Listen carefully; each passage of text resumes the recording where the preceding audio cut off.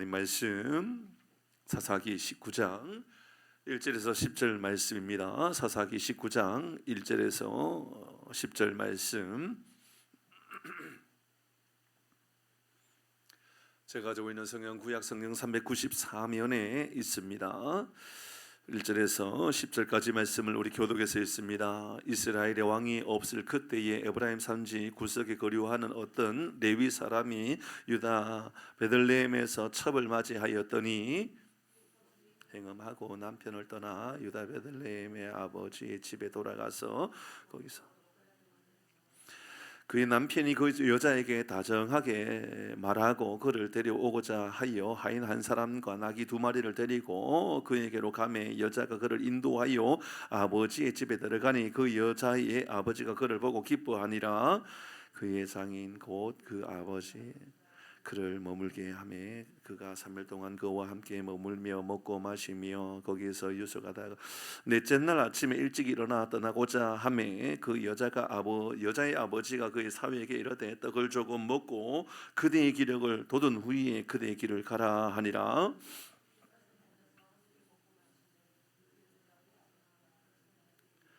정하노니 이 밤에 여기서 유숙하고 그대의 마음을 그 사람이 일어나서 가고자 하되 그의 장인의 간청으로 거기서 다시 유숙하더니 5째 날 아침에 일찍 일어나 떠나고자 하매 그 여자의 아버지가 이르되 청하노니 그대의 기력을 돋고 해가 기울도록 머물라 하므로 2산을 함께 먹고 그 사람이 첩과 하인과 더불어 일어나 떠나고자 하매 그의 장인 곧 그 여자의 아버지가 그에게 이르되 보라 이제 날이 저물어 가니 청하건대 이 밤도 유숙하라. 보라 해가 기울어졌느니라. 그대는 여기서 유숙하여 그대의 마음을 즐겁게 하고 내일 일찍이 그대의 길을 가서 그대의 집으로 돌아가라 하니 같이 합니다. 그 사람이 다시 밤을 지내고자 하니 아니하며 일어나서 떠나 여부스 맞은편에 이르렀으니 여부스는 곧 예루살렘이라. 안장 지은 나귀 2마리와 첩이 그와 함께 하였더라. 아멘. 구하고 이 말씀 함께 나눕니다. 구하겠습니다. 시작. 하나님이 우리와 함께 하십니다. 그래서 우리는 잘 되고 있습니다. 할렐루야. 아멘. 이런 표현 자체도 저에겐 좀 새로워지는 그런 단어로 보여집니다. 오늘은 왕이 없을 때라는 제목으로, 왕이 없을 그때라는 제목으로 함께 말씀을 나누도록 하죠. 우리가 한 2주 동안 또 말씀을, 앞에 있는 말씀을 좀 잊을 수가 있기 때문에 잠시 돌아보면 이제 단지파 사람들이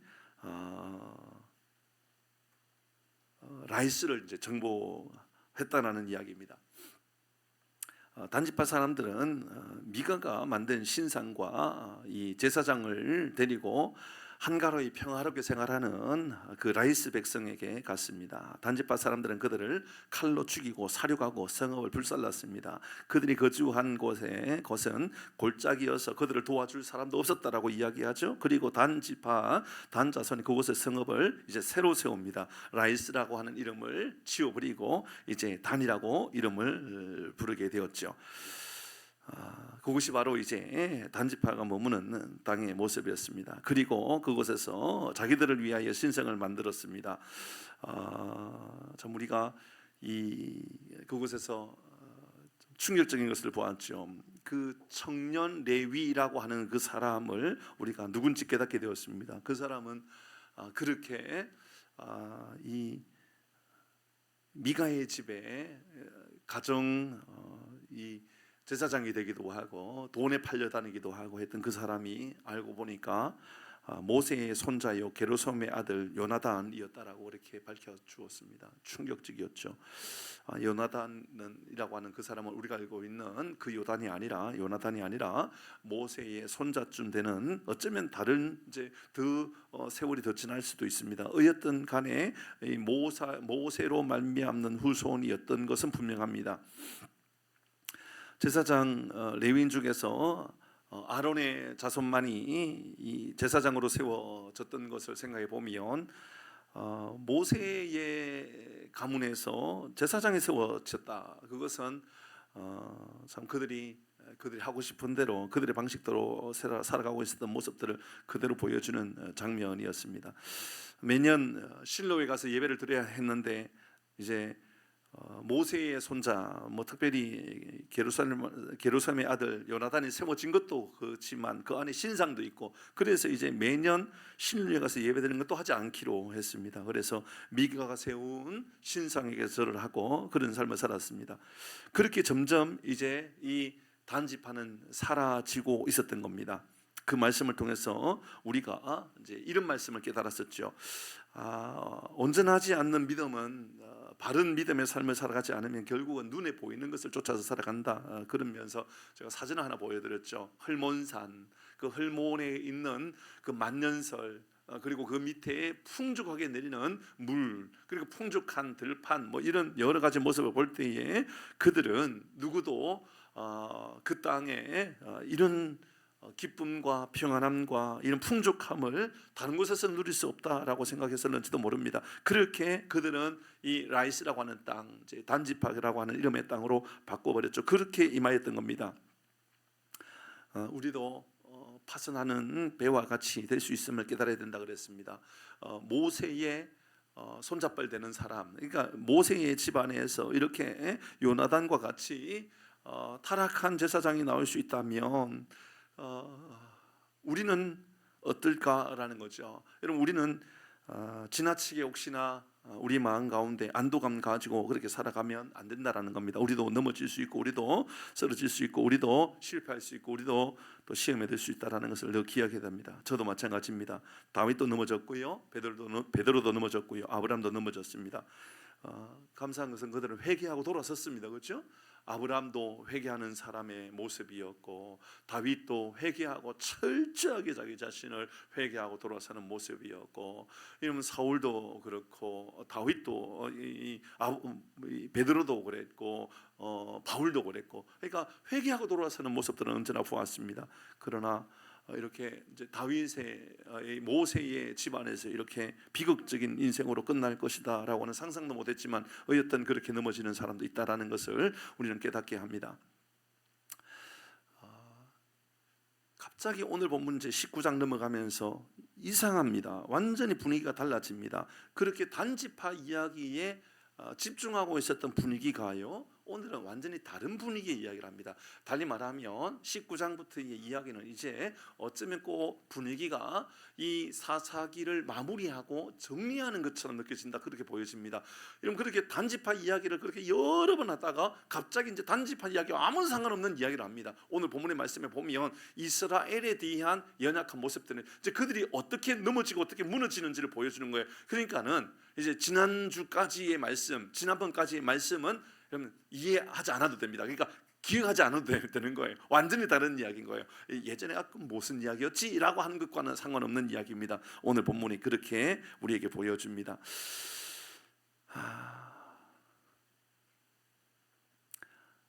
본문의 1절 말씀부터 우리 읽어가 보도록 할까요? 그러니까 이제 오늘 본문의 내용이 그렇게 아주 우리가 기억하기 어려운 내용은 아닙니다. 그러나 그냥 줄거리로 여러분에게 설명해 드리기에는 오늘 본문의 말씀이 한 절 한 절 안에 의미 있는 이야기들이 꽤 많기 때문에 그렇습니다.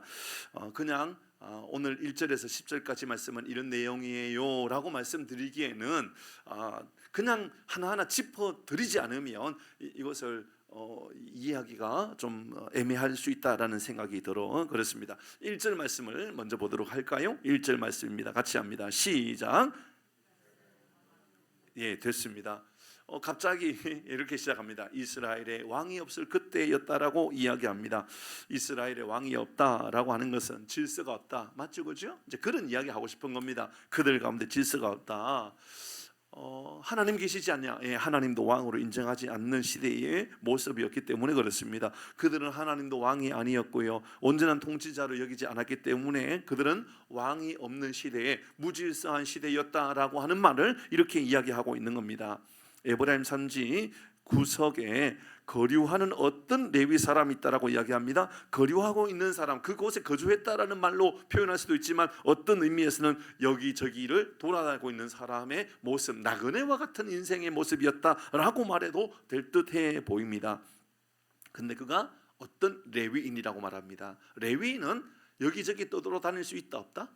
없지요. 정해져 있는 구역이 있거든요. 그들이 섬겨야 될 땅이 있는 겁니다. 그들은 땅을 분배받지 못했습니다. 그렇죠? 48개 지역을 나누어서 그들은 그 지역을 섬기게 되어 있습니다. 그러니까는 오늘은 여기, 내일은 저기 갈 수 있는 것이 아니라 그들은 나그네의 인생이 되면 안 되는 거예요. 그러니까 정해져 있는 지역에서 그 일을 감당하고 살아갔던 사람들이 레위인이었습니다.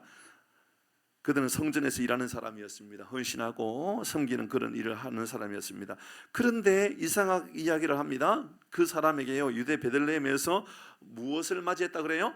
첩을 두었다라고 이야기합니다. 이것도 통상적이지 않습니다. 그러니까 1절 말씀 안에는, 그러니까 19장 넘어가서 완전히 분위기가 단지파하고는 상관없죠, 그죠? 단지파 상관없습니다. 근데 이스라엘에 대한 이야기를 하면서 하나하나 조목조목 이야기하는데 이게 만만치 않는 심각한 이야기로 계속 이야기합니다. 여러분, 이런 이야기는 우리 내면으로 받아들여야 되는 거예요. 이게 도대체 우리의 삶에 뭘 말하고 있는 건가? 우리의 삶에 무엇을 점검하라 하시는 건가라고 보야만 하는 겁니다. 여러분, 첩을 두었습니다. 지금 누굽니까? 레위인입니다. 레위인이 첩을 두었다? 통상적으로 이스라엘 레위인은 첩을 두지 않거든요. 아니, 뭐 이스라엘 백성들 자체도요, 첩을 하나님께서 용납하고 그러지 않거든요. 그러면 이 첩을 두고 살아간다. 그러니까는 다처제의 삶을 살아갔던 것은 사실은 저쪽에 이슬람권이지 않습니까? 그죠? 한 남자가 여러 명의 아내를 거느리고 살아갔다. 그만큼 뭐 엄청난 재력이 있거나 그런 실력이 있다. 그것은 성경적 법칙은 아닙니다. 그렇게 성경에 살았던 사람이 나오지 않습니까? 라고 말할 수 있거든요. 성경에 그런 인물이 나옵니다. 그래서 행복할까요? 이게 제가 아내를, 그런 일이 없으니까 오해하지 마시고, 제 아내가 한 10명 정도 되면 저에게는 사랑이 10배로 많아지는 사람이 될까요? 아니죠. 사랑이 10배로 늘어나는 게 아니라 10분의 1로 줄어들죠. 그렇죠? 사랑은 줄어들게 되어 있습니다. 그러니까는 성경적 법칙은 우리에게 사랑은, 그러니까 이게 결혼하고 가정을 이루는 것은 한 남자가 한 여자를 맞이해서 결혼하고 살아가는 건데, 오늘 본문의 말씀에 1절 시작부터 심각합니다. 그러니까는 이스라엘의 왕이 없을 때라고 말하고 뒤에 얼마나 무질서 있는지를 이야기해 주는 겁니다. 그들은 거류하는 인생, 나그네와 같은 인생, 그들은 유다 베들레헴에서 첩을 두고 살아가는 인생이었다는 것을 이야기합니다. 그런데요, 그 첩을 또 어떻게 여기고 어떻게 삶을 살아가는지 또 기가 막힙니다. 2절도 읽어봅니다. 이렇게 이야기합니다. 2절 같이 읽습니다. 시작. 그 첩이 행음하고 남편을 떠나 유다 베들레헴 그의 아버지 집에 돌아가서 거기서 넉 달 동안 지내며, 야, 이게 또 무슨 얘기입니까? 그 첩이 뭐 했다 그래요? 간음했다라는 거예요. 원어에 보면요, 매춘했다 그 말이거든요. 돈 주고 돈 받고 몸을 파는 삶을 살아갔다라고 이야기하고 있어요. 이거 조금 이따 다시 이야기할 겁니다. 이게 심각한 문제가 있기 때문에 그렇습니다. 아니, 첩을 들었는데 첩은 또 간음하고 살아가는 거예요. 무슨 이런 콩고물? 콩가루? 뭐 어쨌든 뭐 그런 집안이 어디 있습니까? 뭐 기가 막힙니다. 간음하고 살아갑니다. 레위인도 그의 첩도 성적으로 완전히 타락한 모습이죠, 그죠? 완전히 무질서한 모습을 보여주고 있는 겁니다. 영적으로 접근하면 기가 막히지 않습니까? 무지할성, 하나님을 떠난, 하나님의 통제, 하나님의 질서를 떠난 사람들의 모습은 여러분 삶의 질서가 다 깨져 버리는 거예요. 그죠? 삶의 기준이 없어져 버리는 거예요. 하나님 말씀이 기준이 아닌 거예요. 이 첩이 행음했다 그래요? 남편을 떠나 자기 집에 가가지고 그러니까 친정에 간 거죠. 친정에 가서 몇 개월 머물고 있는 거예요, 지금? 넉 달 머물고 있는 거예요. 누가 더 나빠요? 남편, 그러니까 레위인이 더 나빠요? 아니면 이거 간음하고 친정 간 이 첩이 더 나빠요? 둘 다 나빠요. 맞잖아요, 그죠? 아니, 둘 다 문제인 거예요, 이거는. 둘 다.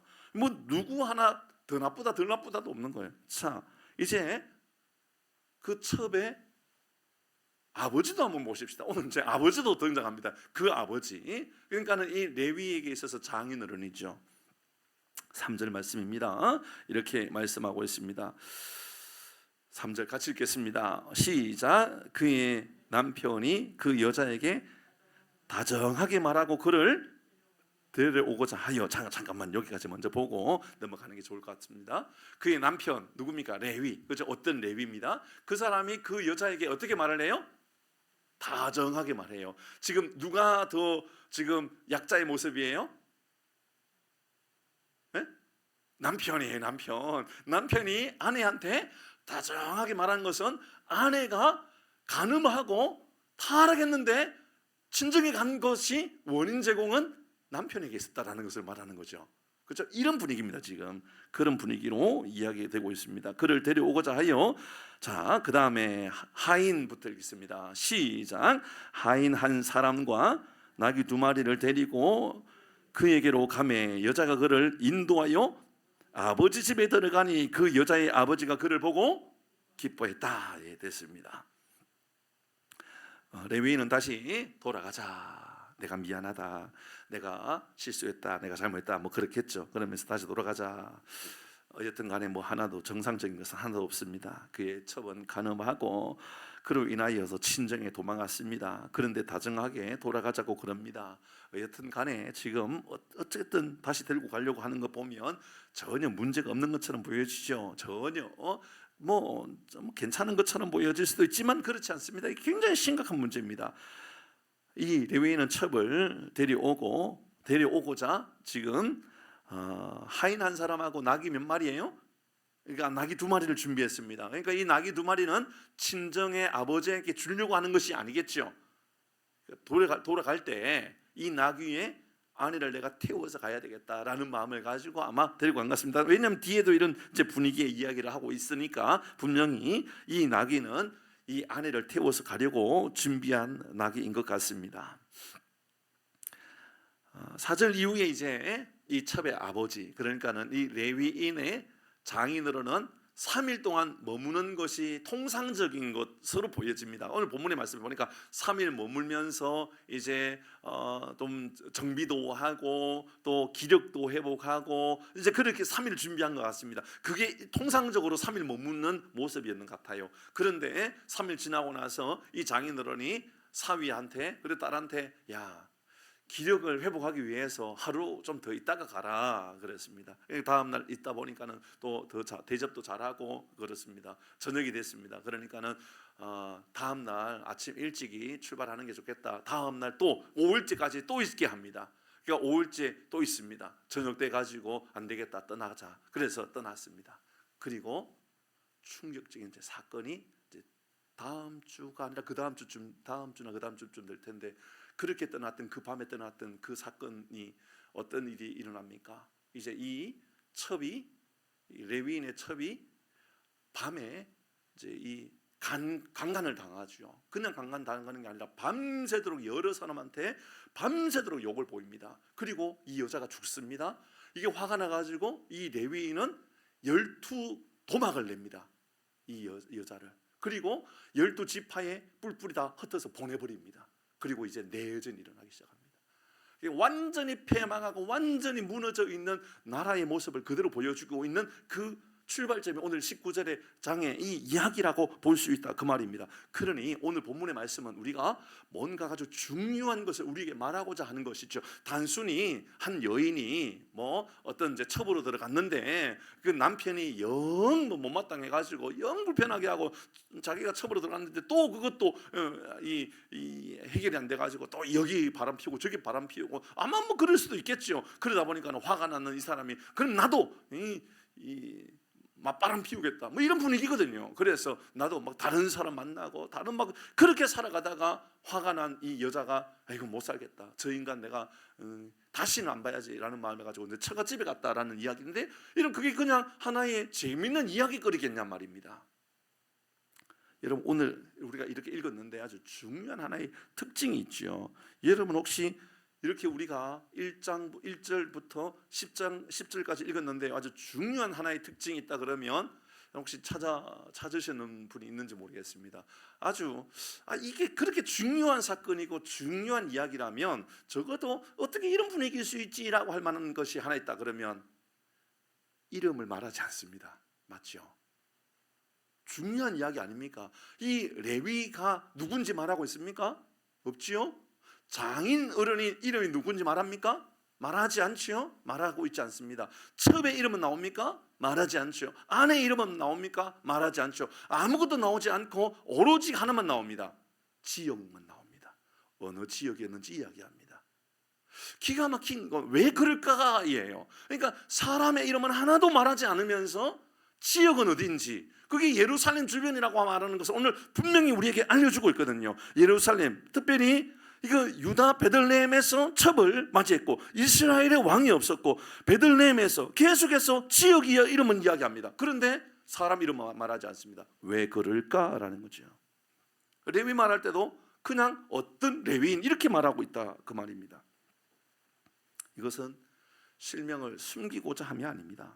이것은 어떤 한 개인에 대한 이야기가 아니라 이스라엘 민족의 모습, 그러니까 이스라엘 백성들이 이 모습이다라고 하는 것을 우리에게 알려주기 위함인 거죠. 왜 그렇게 볼 수가 있죠? 레위인 그러면 그들을 이스라엘 백성들의 영적인 제사장의 어떤 대표성을 가지고 이야기하고 있는 모습이라고 볼 수 있는 겁니다. 그와 관련되어 있는 사람들에 대한 이야기. 그러니까 오늘 본문에 나오는 이 레위라고 하는 사람이나 첩의 모습이나 장인의 모습이나 이것은 오늘 이 본문의 말씀을 통하여 이스라엘의 모습을 우리에게 알려주고자 하는 바라는 것입니다. 1절 말씀 읽겠습니다. 같이 읽습니다. 1절 오늘 본문의 말씀 1절입니다. 시작.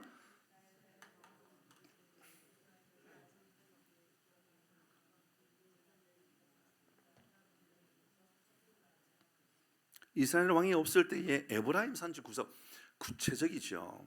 지역을 구체적으로 말합니다. 그리고 레위 사람 유다 베들레헴에서 첩을 맞이했다. 그러니까 이스라엘 백성들 그들 가운데 책임성을 가지고 있어야 될 영적인 지도자에 대한 이야기, 영적인 리더십에 대한 이야기로 받아들일 수도 있고, 어쩌면 오늘날 이 시대에 믿음의 자리에 서 있는 어떤 그런 영적인 대표성을 가지고 있는 우리 모든 성도에 대한 이야기라고 말할 수도 있습니다. 그들이 거류하고 있다라고 이야기합니다. 오늘 아까 말씀드렸던 것처럼 원어로 본다면 여기저기 머물고 있는 나그네와 같이 그렇게 살아가고 있다. 책임감을 가지고 사명을 가지고 살아가고 있는 것이 아니라 내 욕망과 내 즐거움과 내 쾌락을 위하여 여기저기 쫓아서 살아가고 있는 인생의 모습이라고 하는 것을 보여주고 있는 것이지요. 그러니 이 단어 안에서 우리가 내가 사명을 가지고 살아가는 사람인가, 아니면 나도 내 즐거움을 위하여 여기저기 방황하고 살아가는 인생인가를 보여주고 있는 모습입니다. 첩을 맞이했다 그랬습니다. 성경의 법칙에 바른 모습도 아니라 그랬습니다. 이방인의 모습이라 그랬습니다. 그들이 그렇게 살아가는 겁니다. 단순히 첩을 두었다라고 이 말씀을 영적으로 해석해 본다면 하나님을 섬기는데 세상도 함께 섬기는 모습, 그러니까 성경은 간음하다라고 말하는 거, 우상 숭배한다라고 하는 거, 돈을 사랑한다, 다 유사한 단어로 표현하고 있는 것 아닙니까? 그렇게 생각해 본다면 첩을 두었다라는 것은 본 안에가 있다라는 말이고, 본 하나님, 내가 섬기는 하나님이 있는 것이고, 내게 하나님 앞에 나아가는 바른 믿음의 자리가 있는데, 그럼에도 불구하고 나는 여전히 세상도 좋고 이것도 좋고 저것도 좋고, 그래서 내가 좋은 건 세상에 너무 많은 그런 모습을 하나하나 다 보여주고 있는 겁니다. 그러다가 종도 있습니다. 가난하다 그래도 좀 부유하다? 그래도 좀 부유하다라는 것을 보여주고 있습니다. 나귀도 2마리가 있습니다. 아내를 데리고 와도 될 만한 그런 재력을 가지고 있는가 봅니다. 분명히 이 여자가 바람을 피워가지고 돌아왔다 그랬거든요. 그죠? 이따가 볼 겁니다. 그러면 남편이, 지금 이 여자는 첩인데 본 아내가 있고 본인이 첩인데, 그런데 지금 본인이 맞바람을 피우고 있다라고 생각해 본다면 지금 이 남자 레위는 성적으로 어떤 지금 문제가 있는지, 그러니까 이게 얼마나 영적으로 타락하고 있는지를 조금은 그래도 가늠해 볼 수 있는 그런 이야기를 우리에게 하고 있다 그 말입니다. 말씀으로 살아가야 하고 말씀의 인도함을 받고 살아가야 할 하나님의 사람, 하나님의 법을 삶의 기준으로 두고 살아가야 할 그 사람이요, 부유함을 쫓고 살아가고 정욕을 쫓아 살아가고 하나님은 어디도 계시지 아니하고 이방인처럼 살아가고 있는 이 레위인의 모습을 보여주면서 우리를 점검하게 하는 겁니다. 우리가 오늘날 이 시대에 점점 예수 믿는 것이 어려워질 겁니다. 아마 훨씬 더 어려워질지도 모릅니다. 앞으로 우리 교회뿐만 아니라 한국에 있는 많은 교회들은 지금보다도 훨씬 더 어려워지는, 20년 전에 한국 교회가 뭐 1,300만 명이니 1,200만 명이니 뭐 어떤 데는 훨씬 더 많이 잡는 사람도 있을지 모르지만, 오늘날 어떤 사람은 이 한국 교회는 뭐 1,000만이다 뭐 그렇게 이야기하는 사람이 있는지 모르지만, 그렇게 보지 않습니다. 많은 사람들이 한 700만 원 될까 600만 원 될까 이렇게 말하는 경우들도 많습니다. 그런데 더 심각한 것은 10대는 어떻습니까? 훨씬 더 어려워져 있는 것도 사실이거든요. 그렇게 생각해 본다 그러면 앞으로 한국 교회가 가야 할 모습들을 우리에게 보여주고 있는 겁니다. 왜 이런 문제가 나타나느냐 이시오. 교회든 성도든 우리가 하나님 좋다라고 말하면서, 그러나 세상도 좋다라고 하는 것, 그게 혹시 우리 안에는 있지 않는가라고 하는 생각을 가지게 한다 그 말입니다. 그리스도인이 부자가 되면 안 됩니까? 아니잖아요.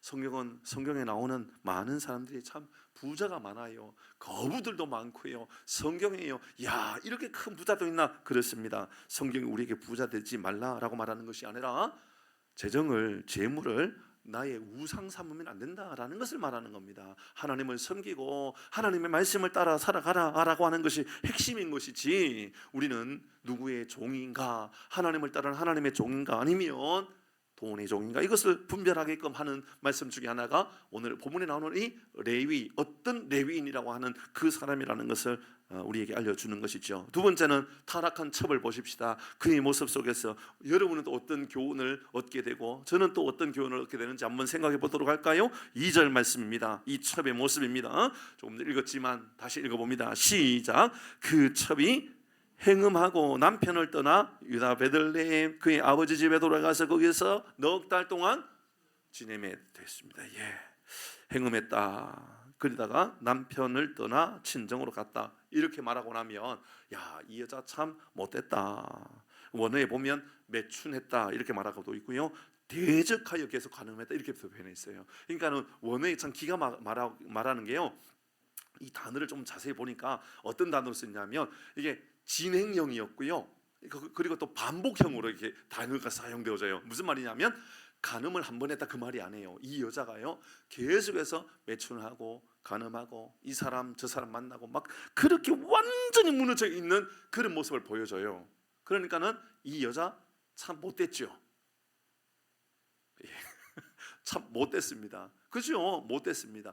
그런데요, 세번역에 보니까 이 말을요 조금 묘하게 표현하고 있어요. 이게 사실 세번역뿐만 아니고요, 공동번역에도 이런 표현이 나와 있더라고요. 다른 성경에도요 이 부분에 대해서는 우리가 다시 점검해야 될 단어가 있다는 것을 알려줍니다. 세번역 혹시 제가 보여주세요. 같이 읽습니다. 자, 앞부분은 아주 주목해서 봐야 됩니다. 지금 조금 전에 이 여인이 그 첩이 행음했다라고 말했는데, 세번역에서는 이렇게 말합니다. 그러나 같이 합니다. 시작.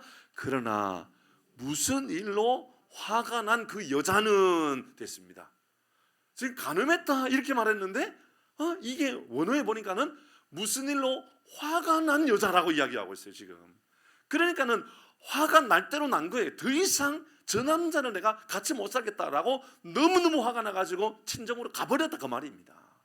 그러니까는 이 여자만의 문제가 아니라 레위도 심각한 그 여자 앞에 레위도 이 여자도 심각했던 겁니다. 그를 떠나 유다 땅의 베들레헴에 있는 자기 친정집으로 돌아가서 넉 달 동안 머물렀다. 근데 그 앞부분에 왜 갔느냐? 화가 나서 갔다. 무슨 일이었는지 모르지만 화가 나서 갔다 이렇게 말합니다. 근데 정황상 살펴보면, 그래서 이게 도대체 왜 화가 났을까? 저도요 여러 책을 살펴보았어요. 그랬더니 정황상 이야기하기로는 아마도 이게 맞바람이었는 것 같다. 그러니까는 남편이 자기를 첩으로 들어왔는데, 첩으로 받아들였는데 또 이런 바람 피우고 또 이런 문제 일으키고 계속해서 이런 문제를 만들어 갔다, 그렇게 이야기하고 있더군요. 뭐한 놈이 썩낸다라는 말이 있잖아요. 그 놈이나 그 땡이나 뭐, 그죠? 그 말 알죠? 뭐 말인지, 그죠? 그 남자나 그 여자나 뭐 그게 뭐 그거죠. 뭐 여자의 음행의 문제는 여자만의 문제는 아니었고요, 남자의 문제였고요. 맞바람을 피우고요, 서로 계속해서 이런 문제 가지고 계속해서 트러블을 일으키고 살아갔다 그 말입니다. 견딜 수 없을 만큼 계속해서 이 문제는 이 여자나 이 남자나 해결되지 못하는 문제였다라는 것. 그래서 떠나갔고 4개월 만에 데려왔습니다. 4개월 만에 돌아왔다라는 것은 그 전까지 돌아오겠지가 아니랐다라고 일반적으로 봅니다. 무슨 말이냐면 그는 이미 떠나든 말든 그의 삶은 이미 세상에 완전히 젖어버린 그런 모습을 보여준다라고 우리가 추측할 수 있다, 예측할 수 있다 그 말입니다.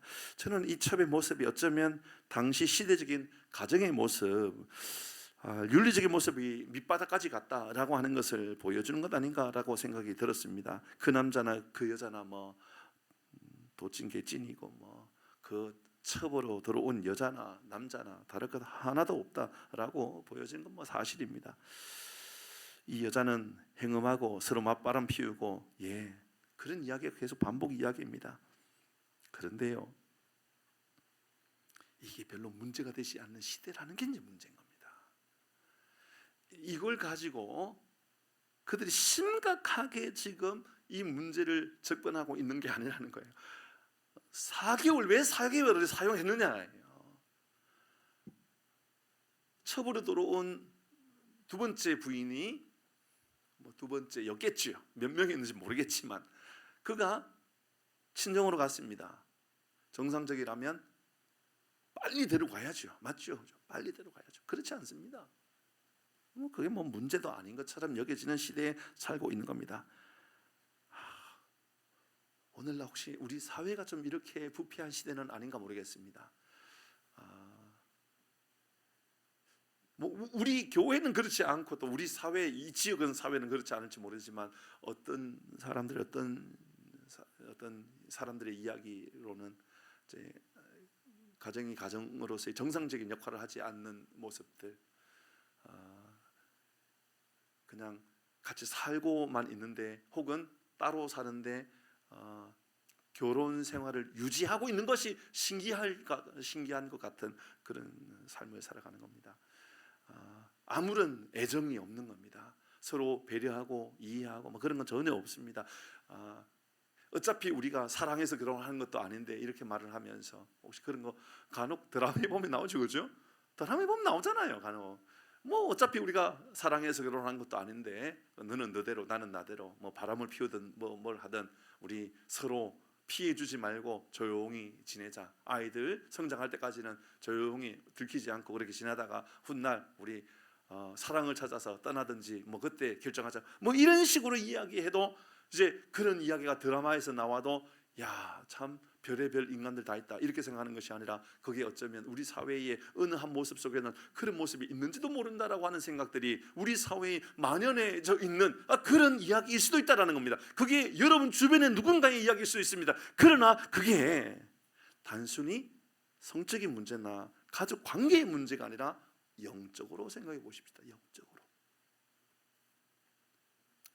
영적인 리더나 목사나 장로나 집사님이나 권사님이나 누구나 하나님을 믿는다고 말하면서 여전히 세상과 비슷하게 살아가는 겁니다. 그냥 세상 즐거움이 내 삶의 즐거움의 전부인 것처럼 그렇게 이야기하고 세상의 방식과 신앙의 방식은 하나도 다를 것이 없는, 분별력은 하나도 없는 그런 모습으로 살아간다면 어쩌면 그 모습은 우리 사회가 바로 오늘 본문이 나오는 이 사회와 다를 것이 하나도 없는 것을 알려주고 있는 것처럼 보여질 수 있다라는 겁니다. 자, 환대하는 이 장인의 모습도 잠시 살펴보고 우리의 삶을 좀 다시 한번 더 정리해 보도록 하십시다. 3절 말씀도 읽어봅니다. 3절 환대하는 장인입니다. 그는 어떤 사람이었습니까? 조금 전에 읽었지만 한 번 더 읽어봅니다. 시작. 그의 남편이 그 여자에게 다정하게 말하고 그를 데려오고자 하여 하인 한 사람과 나귀 2마리를 데리고 그에게로 가매 여자가 그를 인도하여 아버지 집에 들어가고 그 여자의 아버지가 그를 보고 기뻐했다. 사위를 기쁘게 받아주었다라고 이야기합니다.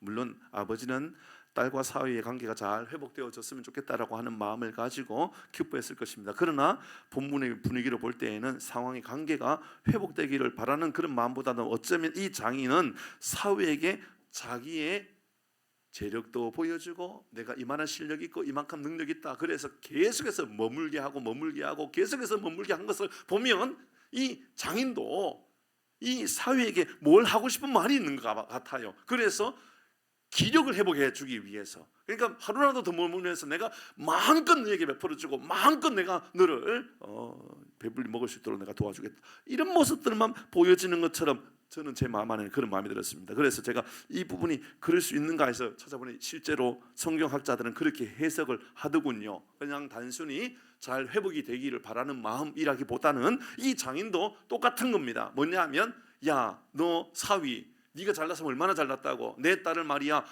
네가 첩으로 들고 갔으면 그렇게 잘하고 해야 되는데 내가 가난하다고 네가 그렇게 나를 우습게 여기는 거야? 라는 마음을 가지고 어쩌면 최대한 환대하는 겁니다. 그러니까 3일 환대하면 되는데 3일이 아니라 5일 동안, 아니 5일 환대하고 나서도 하루 더 있게끔 하고 하루 더 있게끔 하고 계속해서 내가 이만큼 실력이 있는데 말이야, 내가 이만큼 능력이 있는데 말이야, 내가 이만큼 부유한데 말이야, 너 함부로 내 딸 대하지 마 라고 말하는 것을 어쩌면 이야기하고 싶은 것일지도 모르는 장면입니다. 제 얘기가 아니라 성경학자들의 이야기입니다. 우리는 그의 마음을 잘 모릅니다. 중요한 것은 이들의 삶에, 이들의 마음에, 이들의 행동에 아무도 하나님은 없다라는 거, 그게 중요한 겁니다. 맞죠? 그죠? 레위에게도, 어떤 레위에게도 하나님이 없습니다. 첩에도 하나님 없습니다. 장인에게도 하나님 없습니다. 다 지금 타락하여 있는 그냥 모습만 보여주는 겁니다. 서로 잘난 모습을 보여주고, 장인도 뭘 그렇게 드러내고 싶었는지는 잘 모르겠습니다만은 어쨌든 그도 부자임을 드러내고 싶었는지도 모르겠습니다. 이 레위도 부자니까 첩을 두고 그렇게 살 수 있는 상황이었는지도 모르겠지요. 그만큼 이 장인도 나도 말이야, 너 못지않게 나도 부자인 거 알아? 나도 갖춘 사람인 거 알아? 이건 말하고 싶었는지도 모른다라는 것이 좀 사실적으로 좀 근거 있는 이야기인 것으로 저도 보여집니다. 중요한 것은 그래서 하나님께 답을 찾고 하나님께 어떤 문제의 해결을 찾고자 하는 마음은 아무도 없다라는 것이지요.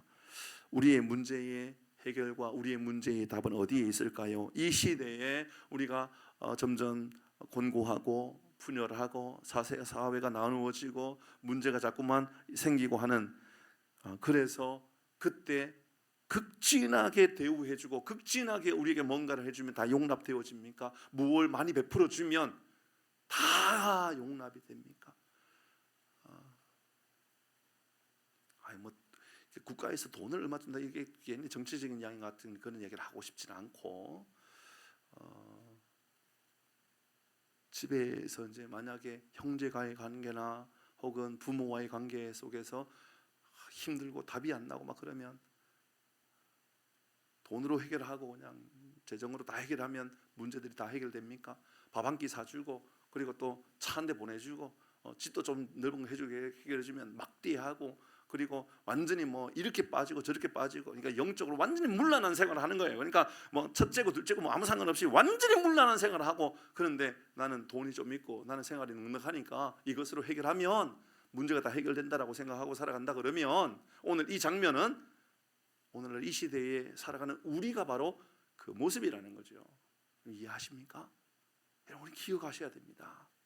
우리는 믿음으로, 말씀으로 뭔가를 해결하고 기도함으로 해결하고 하나님 은혜를 구하고 뭔가 해결하려고 하는 사람으로 살아가고 있는지, 아니면 돈 하나 쥐어주거나 맛있는 밥 사는 게 문제가 된다, 그런 얘기는 아닙니다.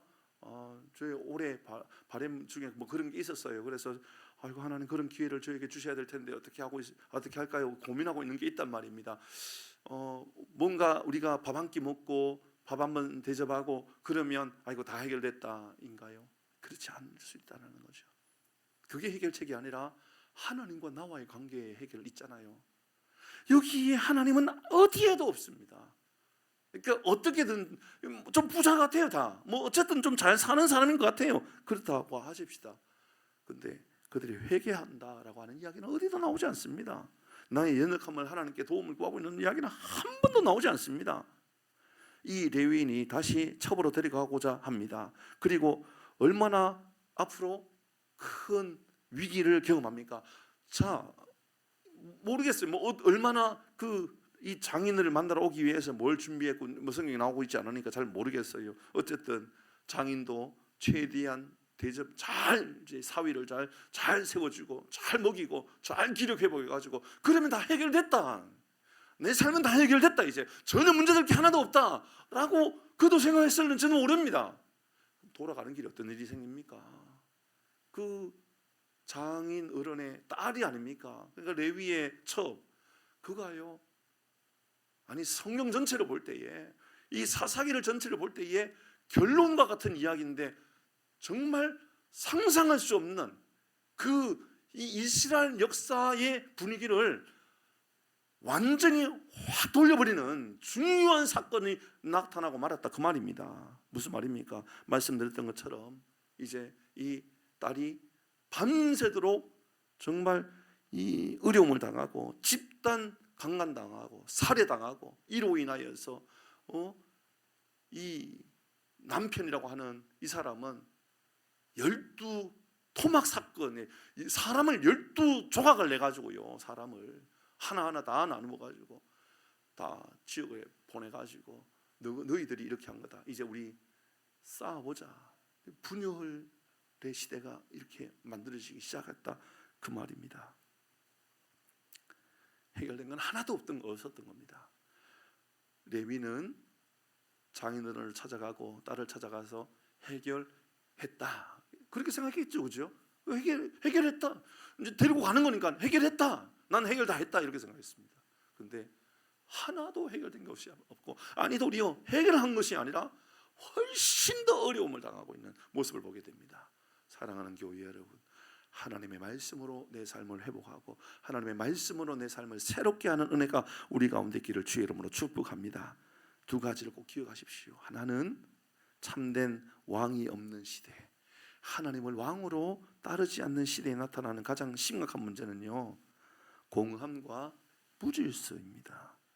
두 번째는요, 인간 중심 삶은 결국은 훨씬 더 어려움의 결론으로 끝나고 말았습니다. 인간적인 방법으로 뭘 해결해 보려고 몸부림쳤던 그 모습은 도리어 철저하게 실패하고 철저하게 무너져 버리고 말았습니다. 그의 장인의 말은 이런 말이었습니다. 하루라도 더 있다가 기력 좀 회복하고 가라. 기력 좀 회복하고 가라. 기력하고 돌아가야 되지 않겠냐. 예, 육신적으로 기력을 회복했는지는 모르겠습니다. 영적으로는 하나도 기력을 회복한 것이 없고 도리어 완전히 무너져 버렸던 겁니다. 결국은 상상을 초월하는 훨씬 더 심각한 문제만 남았습니다. 그렇다면 오늘 본문의 말씀을 통하여 우리의 마음에 새게 될 가장 중요한 교훈은, 사랑하는 교회 여러분, 관계의 회복 중심에 하나님의 만지심과 하나님의 회복하심에 반응하게 되는 은혜가 우리 가운데 있기를 주의 이름으로 축복합니다. 하나님의 말씀에 반응함으로 회복이 가는 거예요. 그죠? 어떤 세상적인 반응에 회복이 아니라 하나님의 말씀에 반응하고 은혜에 반응하고 이런 삶이 우리 가운데 임하여 하나님께서 주시는 복을 누리는 충만한 하나님의 은혜가 임하기를 주의 이름으로 축복합니다. 같이 찬양